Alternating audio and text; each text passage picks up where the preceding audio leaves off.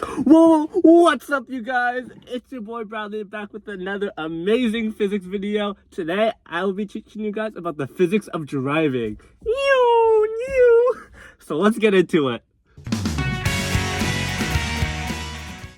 So, have you ever wondered about that weird feeling you feel when you go around the turn? Well, that's due to the centripetal acceleration, which can be modeled by the equation AC equals v squared over r, where v is the tangential velocity and r is the radius, or the distance the car is from the center of the turn. So, that weird feeling. Well, due to Newton's first law of motion, an object in motion will stay in motion unless an outside force acts upon it.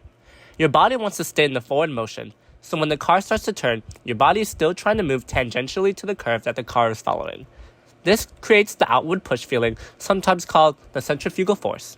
However, please be aware that this is not an actual force. When driving in a circle, the centripetal acceleration is always pointed toward the center of the circle.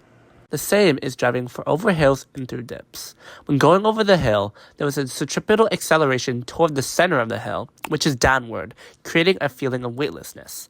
On the contrary, when going through dips, the centripetal acceleration points toward the center of the dip, which is now pointing upward, creating a feeling of heaviness.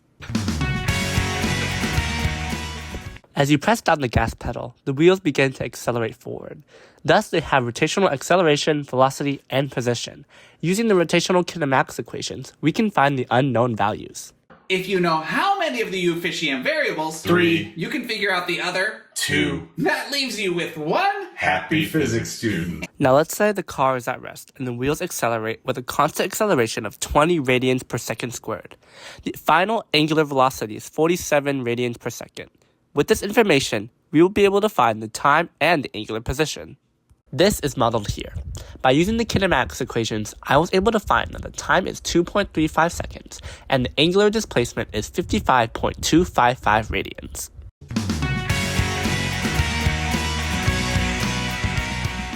Firstly is spring constants.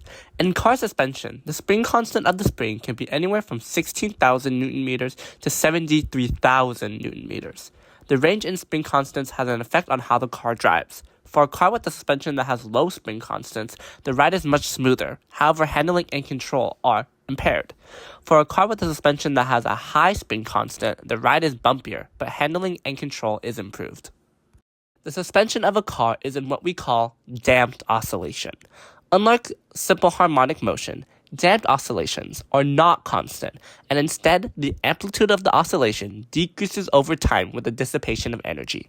The energy is dissipated through the use of dampers, where the kinetic energy of the spring is changed into heat and sent into the car and the ground. The damper present in the car is also known as a shock absorber. The combination of the shock absorber and the spring is crucial to ensure that the driving experience is comfortable and controlled. Without the shock absorber creating damped oscillation, the spring would be in simple harmonic motion, resulting in endless oscillations and bouncing. So that's the physics of driving. I hope after watching this video, you all are more enlightened on how the amazing world of physics is related to the world around us, especially through driving. So remember to smash that subscribe button, and bye-bye.